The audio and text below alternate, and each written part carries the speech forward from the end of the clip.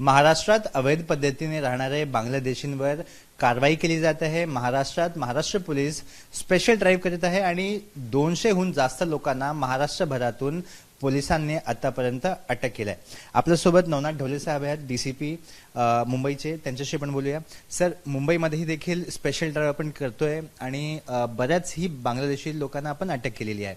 आपल्या ईस्टर्न सबअर्ब्सचं जर म्हटलं तर किती लोकांना अटक केली आहे? कारण की इथे जो क्राऊड आहे, पॉप्युलेशन जर म्हटलं तर मुस्लिम क्राऊड जास्त आहे आणि ह्या प्रकारचे जे बांगलादेशी असतात ते त्याच कम्युनिटीमध्ये जास्त मिळून राहतात, अशी ही देखील इनपुट असतो।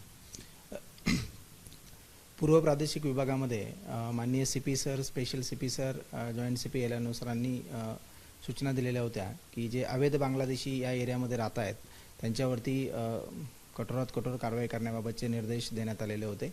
त्या अनुषंगानं आम्ही मागील 15 दिवसामध्ये विशेष मोहीम राबवलेली होती आणि सदर जी मोहीम आहे ती यापुढे सुद्धा चालू राहणार आहे। आत्तापर्यंत एकूण 18 गुन्हे या अनुषंगाने दाखल करण्यात आलेले आहेत आणि एकूण 36 बांगलादेशींना अटक करण्यात आलेली आहे।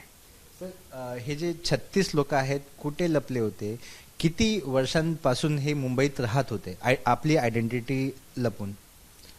साधारण जे आत्तापर्यंत जे गुन्हे दाखल केलेले आहेत त्यामधून प्राथमिक दृष्ट्या असं निदर्शनास येत आहेत की हे जे बांगलादेशी आहेत हे या ठिकाणी लेबरचं जे काम आहे ते करण्यासाठी येत असल्याचं निदर्शनास येत आहे।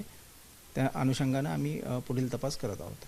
सर, एवढे वर्षांपासून राहतात, त्यांच्याकडे काय काय आपल्याला मिळालेलं आहे? आपण जेव्हा झाडाझडती घेतली असणार, त्यांचे मोबाईल, त्यांच्याकडे इंडियन जे डॉक्युमेंट्स असतात, काय काय मिळालेलं आहे? त्याच्यामध्ये त्यांच्याकडे चौकशी केलेली आहे। त्यांना ताब्यात घेतल्यानंतर त्यांच्याकडे आधार कार्ड, त्यानंतर त्यांच्याकडे पॅन कार्ड मिळालेलं आहे। त्यासोबत त्यांच्याकडे जे काही जन्म दाखला आहे तो मिळालेला आहे की ज्याच्यामध्ये त्यांनी बनावट जन्म दाखला तयार केलेला आहे आणि त्याच्या आधारे त्यांनी आधार कार्ड आणि पॅन कार्ड काढलेलं आहे। हे आत्तापर्यंत प्राथमिक तपासामध्ये निष्पन्न होत आहे। सर, प्राथमिक तपासात आपल्याकडे जे माहिती आहे त्याच आधारावर मी प्रश्न विचारतोय। हे जे जन्म दाखला आहे ते आपल्या महाराष्ट्रातून काढलेलं आहे किंवा दुसऱ्या स्टेट म्हणजे वेस्ट बेंगॉल किंवा जे नियरिंग म्हणजे बॉर्डरिंग स्टेट्स आहेत तिकडचा वापर केलेला आहे? त्यांनी साधारण जो जन्मतारखेचा जो दाखला आहे तो ज्या एरियामध्ये राहत आहेत, आता सपोज ते याच ठिकाणी राहत आहेत तर त्यांनी याच ठिकाणचा जन्मतारखेचा दाखला काढलेला आहे आणि त्याचाच त्या बनावट जन्मतारखेचा दाखला तयार करून त्यांनी या ठिकाणी राहण्याचे जे आधार कार्ड असेल किंवा पॅन कार्ड असेल ही कागदपत्र तयार केलेली आहेत। बांगलादेशमधून देशात येण्यासाठी बऱ्याच कठीण मार्गाचा वापर देखील केला जातो। पाण्याचा वापर, डोंगरचा वापर किंवा प्लेन टेरेनचा वापर केला जातो। तर जेवढं कठीण असा मार्ग निवडला तर तेवढे कमी पैसे किंवा जेवढे सोपं मार्ग वापरला तेवढे जास्त पैसे त्यांना मोजावा लागतो। किती पैसे देऊन एक बांगलादेशी मुंबईत येतो? काय प्राथमिक माहिती त्याचा तपास आपण करतो? नाही, या अनुषंगानं आमचा सखोल तपास सुरू आहे।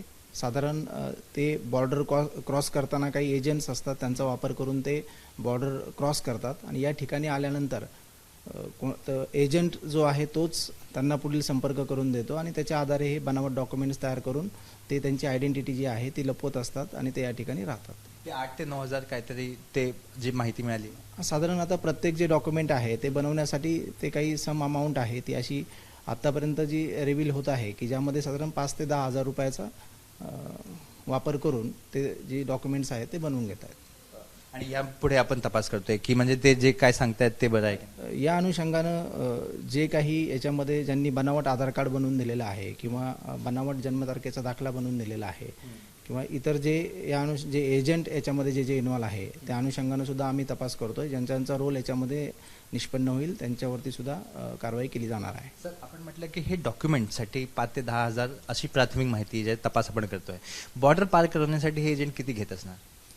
त्या अनुषंगाने आम्ही अधिक माहिती घेत आहोत। आतापर्यंत अजून ते डिस्क्लोज झालेलं नाही आहे। तर आपण ऐकलं की डीसीपी सर होते, ते सांगत होते कशा पद्धतीने हे बांगलादेशी देशात येतात आणि एजंटच्या मदतीने इथे जॉबही देखील मिळवून घेतात। काही पैसे देऊन भारताचे जे डॉक्युमेंट्स आहेत ते बनवून घेतात। सर, आपण जनतेशी काय अपील करणार? कारण की हे खूप सेन्सिटिव्ह केस आहे। तिथे काही अतिरेकी संघटन आहे जे आता जेलमध्ये पहिले होते बांगलादेशीचे, आता जेलच्या बाहेर आहे। त्यांचा वापर स्लीपर सेलमधून सारखा इथे करण्याची दाट शक्यता नाकारता येत नाही। आपण काय लोकांना आवाहन करणार? या अनुषंगानं सुद्धा आम्ही तपास करत आहोत.